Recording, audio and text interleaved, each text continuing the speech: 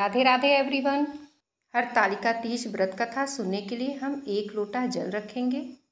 हमें व्रत कथा सुनने के लिए अपने हाथों में चना या अक्षत फूल लेकर के हम कथा पढ़ सकते हैं। तो हमने अपने हाथों में फूल और अक्षत लिया है। अब हम कथा पढ़ेंगे। सुत जी कहते हैं, मंदार की माला से जिन पार्वती का केश पास अलंकृत है और मुंडों की माला से जिन शिव जी की जटा अलंकृत है, जो पार्वती जी दिव्य वस्त्र धारण की हैं और जो शिव जी दिगंबर नंगे हैं, ऐसी श्री पार्वती जी तथा शिव जी को प्रणाम करता हूँ। रमणीक कैलाश पर्वत की शिखर पर बैठी हुई श्री पार्वती जी कहती हैं, हमें कोई गुप्त व्रत या पूजन बताइए जो सब धर्मों से सरल हो, जिसमें परिश्रम भी कम करना पड़े लेकिन फल अधिक मिले। हे नाथ, यदि आप मुझ पर प्रसन्न हो तो यह विधान बताइए। हे प्रभु, किस तप व्रत या दान से आदि मध्य और अंत रहित आप जैसे महाप्रभु हमको प्राप्त हुए हैं। शिव जी बोले, हे देवी सुनो, मैं तुमको एक व्रत जो मेरा सर्वस्व और छिपाने योग्य है लेकिन तुम्हारे प्रेम के वशीभूत होकर मैं तुम्हें बताता हूँ। जैसे नक्षत्रों में चंद्रमा, ग्रहों में सूर्य, वर्णों में ब्राह्मण, देवताओं में विष्णु भगवान, नदियों में गंगा, पुराणों में महाभारत, वेदों में सामवेद और इंद्रियों में मन श्रेष्ठ है। सब पुराण और वेदों का सर्वस्व जिस तरह कहा गया है, मैं तुम्हें एक प्राचीन व्रत बतलाता हूँ। एकाग्र मन से सुनो। जिस व्रत के प्रभाव से तुमने मेरा आधा आसन प्राप्त किया है वह मैं तुमको बतलाऊंगा, क्योंकि तुम मेरी प्रेयसी हो। भाद्रपद मास में हस्त नक्षत्र से युक्त शुक्ल पक्ष की तृतीया तिथि को उसका अनुष्ठान मात्र करने से स्त्रियां सब पापों से मुक्त हो जाती हैं। हे देवी, तुमने आज से बहुत दिनों पहले हिमालय पर्वत पर इस व्रत को किया था, यह वृतांत मैं तुमसे कहूँगा। पार्वती जी ने पूछा, हे नाथ, मैंने क्यों यह व्रत किया था, यह सब आपके मुख से सुनना चाहती हूँ। शिव जी ने कहा, भारतवर्ष के उत्तर की ओर एक बड़ा रमणीक और पर्वतों में श्रेष्ठ हिमवान नाम पर्वत है। उसके आसपास तरह तरह की भूमियाँ हैं, तरह तरह के वृक्ष उस पर लगे हुए हैं। नाना प्रकार के पक्षी और अनेक प्रकार के पशु उस पर निवास करते हैं। वहाँ पहुंचकर गंधर्वों के साथ बहुत से देवता, सिद्ध, चारण, पक्षीगण सर्वदा प्रसन्न मन से विचरते हैं। वहाँ पहुंचकर गंधर्व गाते हैं, अप्सराएं नाचती हैं। उस पर्वत राज के कितने ही शिखर ऐसे हैं कि जिनमें स्फटिक, रत्न और बेदूर, यमड़ी आदि की खानें भरी हैं। यह पर्वत ऊंचा तो इतना अधिक है कि मित्र के घर की तरह समझकर आकाश का स्पर्श किए रहता है। उसके समस्त शिखर सदैव ही बर्फ से आच्छादित रहते हैं और गंगा जल की ध्वनि सदा सुनाई देती रहती है। हे पार्वती, तुमने बाल्यकाल में उसी पर्वत पर तपस्या की थी। 12 वर्ष तक तुम उल्टी टंकर केवल धुआं पीकर रही। 64 वर्ष तक सूखे पत्ते खाकर रही। माघ मास में तुम जल में बैठी रहती और वैशाख की धूप हरिया में पंचांगिन तापती थी। श्रावण के महीने में जल बरसात तो तुम भूखी प्यासी रहकर मैदान में बैठी रहती थी। तुम्हारे पिता इस तरह के कष्ट सहन को देखकर बड़े दुखी हुए। वे चिंता में पड़ गए कि मैं अपनी कन्या किसको दूं। उसी समय नारद जी वहां आ पहुँचे। मुनि श्रेष्ठ नारद जी उस समय तुम्हें देखने गए थे। नारद जी को देखकर गिरि ने अर्धपाग आसन आदि देकर उनकी पूजा की और कहा कि हे स्वामिनी, आप किस लिए आए हैं? मेरा अहो भाग्य है, आपका आगमन मेरे लिए अच्छा है। नारद जी ने कहा, हे पर्वतराज सुनो, मैं भगवान विष्णु का भेजा हुआ आपके पास आया हूँ। आपको चाहिए कि यह कन्या रत्न किसी योग्य वर को दें। भगवान विष्णु के समान योग्य वर ब्रह्मा, इंद्र और शिव इनमें से कोई नहीं है। इसलिए मैं यही कहूँगा कि आप अपनी कन्या भगवान विष्णु को ही देवें। हिमवान ने कहा, भगवान विष्णु स्वयं मेरी कन्या ले रहे हैं और आप यह संदेश लेकर आए हैं तो मैं उन्हें अपनी कन्या दूंगा। हिमवान की इतनी बात सुनकर मुनिराज नारद आकाश में विलीन हो गए। वे पीताम्बर, शंख, चक्र और गदाधारी भगवान विष्णु के पास पहुँचे। वहाँ हाथ जोड़कर नारद जी ने भगवान विष्णु से कहा, हे देव सुनिए, मैंने अपना विवाह पक्का कर दिया है। उधर हिमवान ने पार्वती के पास जाकर कहा कि हे पुत्री, मैंने तुम्हें भगवान विष्णु को दे डाली। तब पिता की बात सुनकर तुम बिना उत्तर दिए ही अपनी सखी के घर चली गई।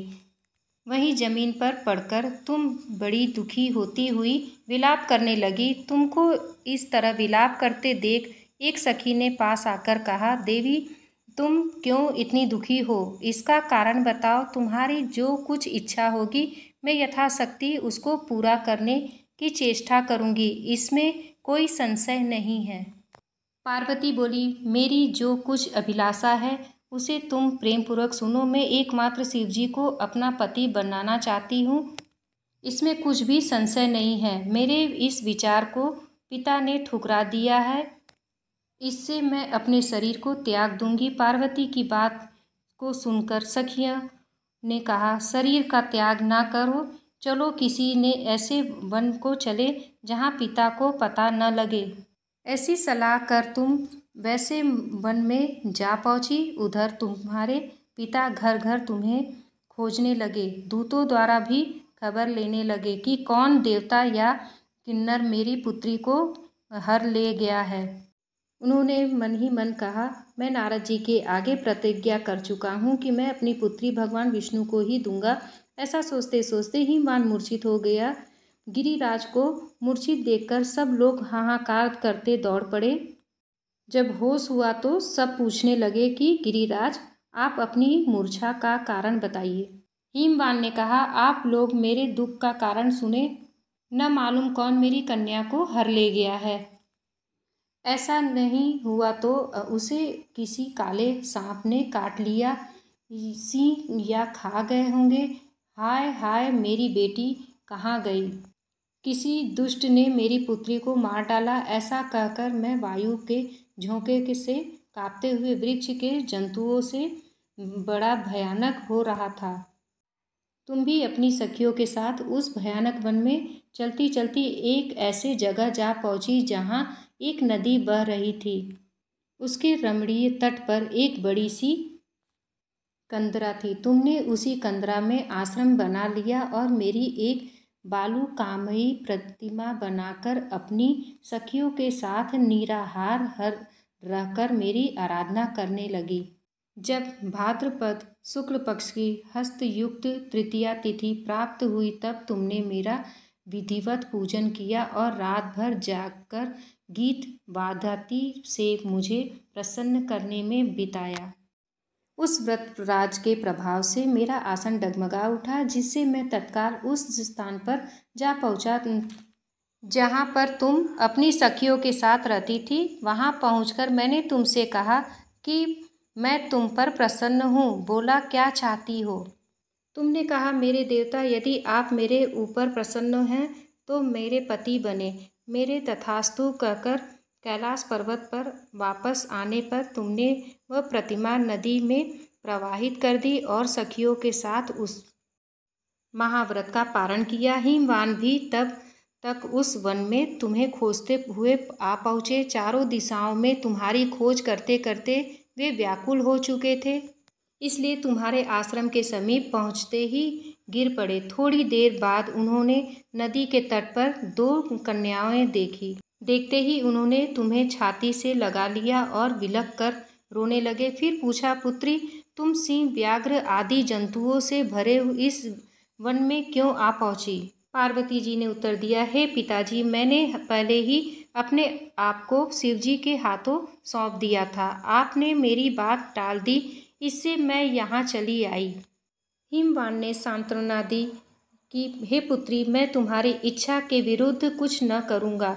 तुम्हें अपने साथ ले घर आए और मेरे साथ तुम्हारा विवाह कर दिया।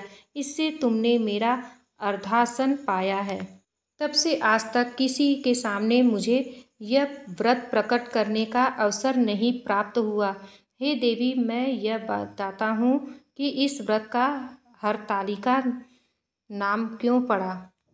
तुमको सखियाँ हर ले गई थीं, इससे हरतालिका नाम पड़ा। पार्वती जी ने कहा, हे प्रभु, आपने नाम तो बताया, अब विधि भी बताइए। श्री शिव जी पार्वती जी से कहते हैं, हे देवी, मैं स्त्री जाति की भलाई के लिए यह उत्तम व्रत बतलाता हूँ। जो स्त्रियां अपने सौभाग्य की रक्षा करनी चाहती हैं वह यत्नपूर्वक इस व्रत को करें। पहले केले के खंभे आदि से सुशोभित एक सुंदर मंडप बनावें।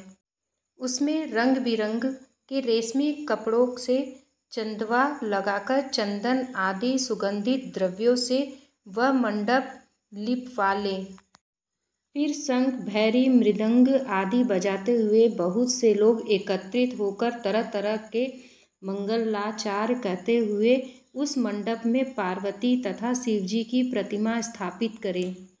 उस रोज दिन भर उपवास कर बहुत से सुगंधित फूल, गंध और मनोहर धूप, नाना प्रकार के नैवेद्य आदि एकत्र कर मेरी पूजा करें और रात भर जागरण करें। ऊपर जो वस्तुएं गिनाई गई हैं उनके अतिरिक्त नारियल, सुपारी, जमीरी, नींबू, लौंग, अनार, नारंगी आदि जो फल प्राप्त हो सके उन्हें इकट्ठा कर लें। उस ऋतु में जो फल तथा फूल मिल सके विशेष रूप से रखें। इसके बाद धूप दीपादि से पूजन करें, प्रार्थना करें, हे शिव, वे शिव पुराणी, हे मंगले सब अर्धों को देने वाली, हे देवी, हे शिव रूपे आपको नमस्कार है, हे शिव रूपे आपको सदा के लिए नमस्कार है, हे ब्रह्मा रूपिणी आपको नमस्कार है, हे जगधात्री आपको नमस्कार है, हे सिंह वाहिनी संसार के भय से